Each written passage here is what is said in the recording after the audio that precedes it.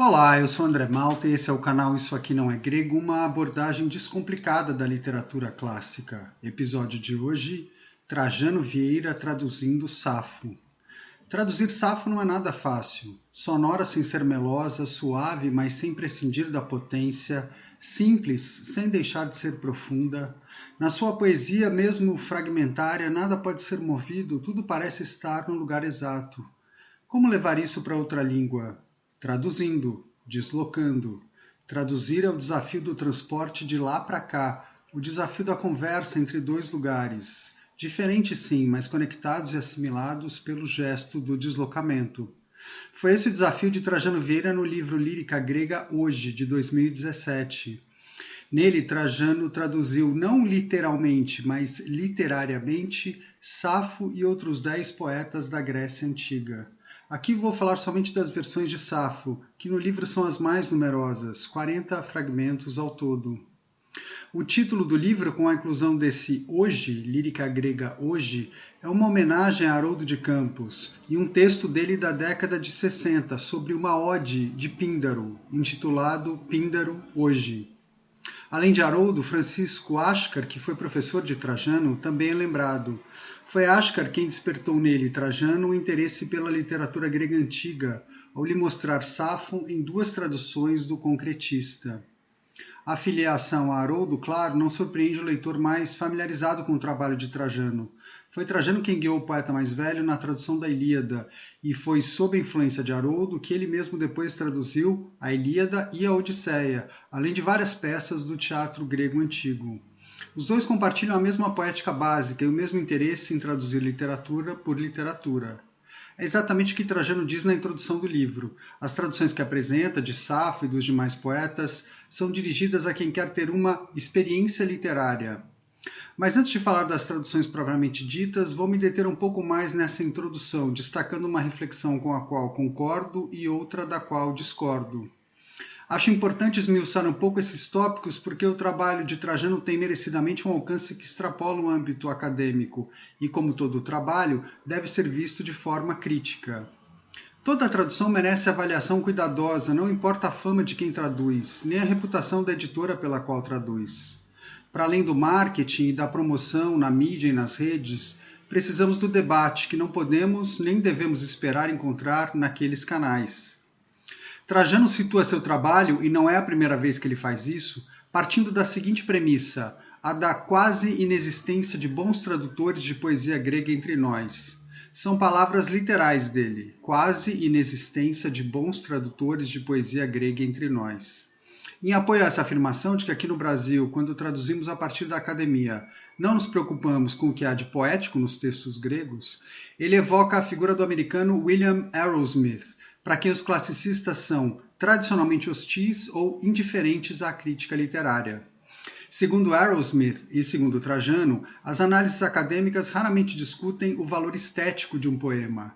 Trajano diz ainda, e eu cito, os comentários se multiplicam e com eles as traduções literais. O problema maior é que nem sempre é clara a consciência dos acadêmicos sobre o valor limitado desse tipo de versão. Concordo com Trajano que os classicistas, no geral, não se interessam como deveriam pelo dado literário dos textos nas suas análises e enfoques. E é sempre bom lembrar, os textos que nós estudamos são literários.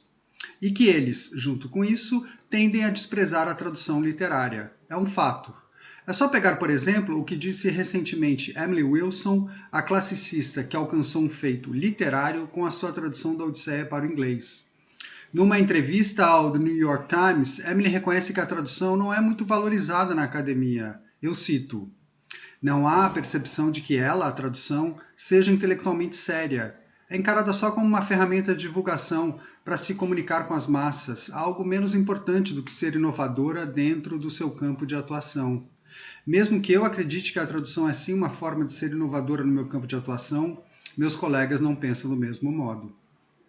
Difícil não concordar que a desvalorização da tradução literariamente engajada é característica geral dos estudos clássicos e tem a ver com o histórico desinteresse da área pelo dado literário. Precisamos ainda dar mais atenção ao elemento estético na forma como abordamos os textos greco-latinos. E isso envolve também o ato de traduzir e o reconhecimento de quem se dedica a ele. Como eu disse, concordo com esse ponto. Mas, por outro lado, discordo do que Trajano diz sobre a desvalorização da tradução literária no ambiente acadêmico brasileiro.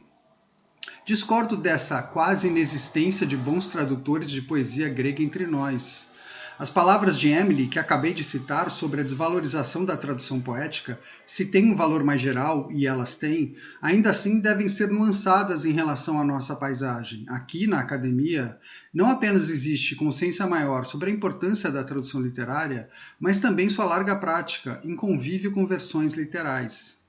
Esse cenário complexo e único deriva em certa medida da influência concretista que o mesmo Trajano recebeu, além de outras. É um fenômeno da nossa realidade, inexistente, por exemplo, em Portugal, que não pode ser ignorado. Infelizmente, afirmações desse tipo, de que praticamente não existem bons tradutores de poesia grega entre nós, ecoando o Haroldo lá da década de 60, afirmações desse tipo parecem ser uma herança da postura combativa dos concretistas.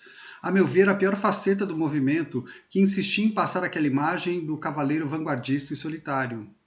Isso que Trajano diz na introdução não corresponde a um exame minimamente objetivo da realidade. Trai uma visão limitada e desatualizada, nada generosa com a produção à sua volta.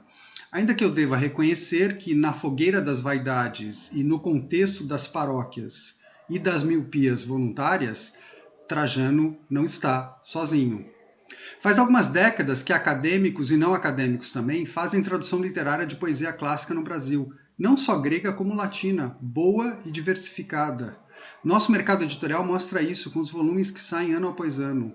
Aliás, não fosse a mesquinhez, Trajano poderia ter citado o livro de Péricles Eugênio da Silva Ramos, Poesia Grega e Latina, de 1964, sobre o qual Rafael Brunhara tem se debruçado para resgatá-lo do esquecimento.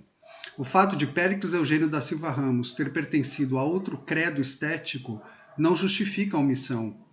Na realidade, é uma obra que guarda semelhanças com a de Trajano, pela liberdade no modo de transposição e apresentação. Além do mais, também nela os fragmentos de Safo são os mais numerosos, 8 deles vertidos em comum com Trajano. Mas quero deixar a polêmica de lado e passar às traduções em si. Será que Trajano conseguiu, com suas versões de Safo, transmitir, como ele diz, algo do sabor presente nos originais? Curiosamente, vem a calhar, na mesma introdução do livro, a citação de um poema de Rilke traduzido por Manuel Bandeira. Vem a calhar pelo fato de Bandeira, para mim, ter na sua produção própria uma dicção que lembra, guardadas as diferenças, a de Safo. Combina a temática amorosa com uma expressão singela e de alcance profundo. Por exemplo, nos versos Amor, chama e depois fumaça. Medita no que vais fazer. O fumo vem, a chama passa. Acho que Bandeira pode ser uma referência para a recriação de Safo em português, entre outras. Trajano, a meu ver, alcança um resultado feliz quando trabalha justamente com fragmentos breves e leves, snapshots poéticos, à Bandeira. Um exemplo: como o jacinto nos cimos, que o pastor repisa, jaz na leiva a flor porfíria. Outro exemplo: vento, precipite nos cimos entre pinhos. Eros, seu símile, agita em mim o que é o meu espírito. Às vezes a linguagem fica mais carregadamente concretista, explorando jogos, assonâncias e aliterações, ainda com bons resultados, como neste fragmento. Corpo oco na errância do Hades, evitarás etérea cadáveres vazios de sombra. Ou em doce maçã rubesce solitária na ramagem que acima dos cimos em cima, deslembrada de apanhadores de maçã. Por outro lado, acho que a faceta mais afetada daquela dicção helenizante, entre aspas, já não combina tanto com o universo de Safo.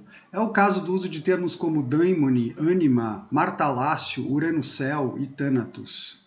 Também não achei bem motivada a escolha de um vocabulário às vezes rebuscado, preciosista, como gala dos cavalariços, recordo, sólio, decido e patriarca dos eternos. Em outros trabalhos, Trajano buscou o manejo de ritmos fixos, mas aqui não fala nada a respeito.